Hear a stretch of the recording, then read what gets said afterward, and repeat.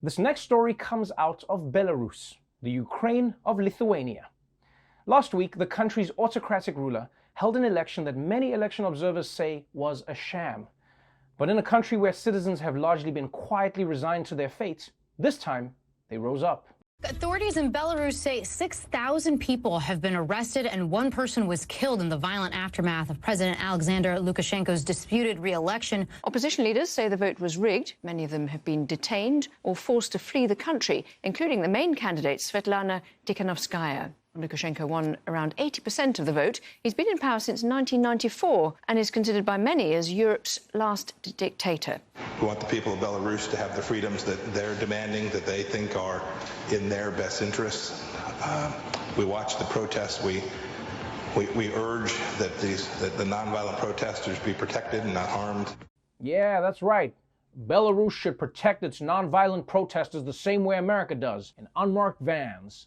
And don't get me wrong, these were some strong words. It just didn't help when Pompeo finished the speech by shooting tear gas at the reporters. I mean, either Mike Pompeo doesn't remember how America treats nonviolent protesters, or he just forgot to include some winks in his statement. We urge that the nonviolent protesters be protected and not harmed.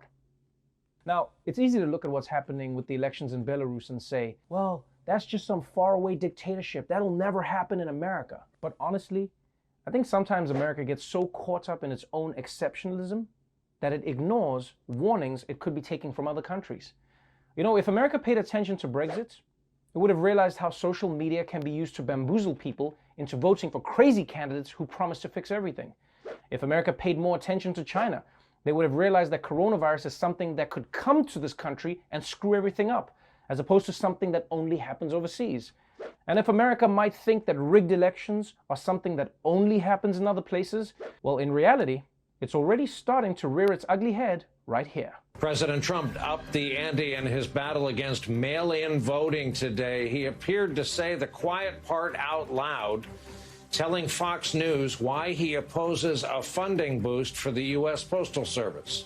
They want $3.5 billion for the mail-in votes, okay, universal mail-in ballots. $3.5 trillion.